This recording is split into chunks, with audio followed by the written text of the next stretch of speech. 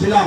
মমতা বন্দ্যোপাধ্যায় বিধানসভায় বিল নিয়ে এসেছে, আসাম করতে পারে বা বিজেপি শাসিত রাজ্যে এনআরসি লাগু করতে পারে। আমরা বাংলায় এনআরসি হতে দেব না। বিধানসভায় বিল এনে মমতা বন্দ্যোপাধ্যায় সেটাকে বিলে পাশ করে দিয়েছেন। বাংলায় মমতা বন্দ্যোপাধ্যায় বা তৃণমূল কংগ্রেস যতদিন আছে বাংলায় এনআরসি হবে না, এটা আমরা হতে দেব না। সমাবেশ জেলা তৃণমূল কংগ্রেসের পক্ষ থেকে আজকে আমরা ভারতীয়, আমরা পশ্চিমবাংলার, আমরা নাগরিক। আজকে আসামের থেকে এনআরসি নোটিশ আসছে। আজকে আপনারা দেখেছেন যে পশ্চিমবাংলার একজন বিজেপি নেতা আজকে বলছে বাংলায় যারা ওপার বাংলার থেকে এসছে সমস্ত রোহিঙ্গা রাজবংশীরা বলছে যে এরা সব বহিরাগত।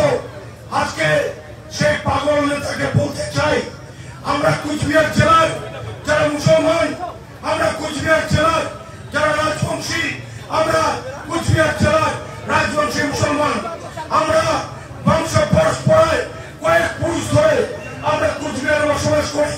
আমরা কেউ রোহিঙ্গা নই।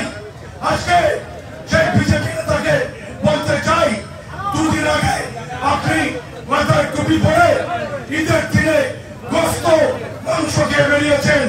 আজকে আপনি বলছেন কোটি কোটি মানুষ রোহিঙ্গা মুসলমান বসবাস করে কুচবিহারে। আপনি আসুন, আপনাকে চ্যালেঞ্জ করে বলছি, কুচবিহারে যে সমস্ত মুসলমান বসবাস করে তারা কুচবিহারের রাজবংশী মুসলমান, কেউ বহিরাগত মুসলমান নয়। তাই বন্ধু, আমার বক্তব্যকে দীর্ঘায়িত করব না। জেলার সমস্ত নেতৃত্ব রয়েছেন, তাদের বক্তব্য আমরা সবাই শুনবো। এই কথা বলে আমার বক্তব্য শেষ করছি। জয় হিন্দ, বন্দে মাতরম।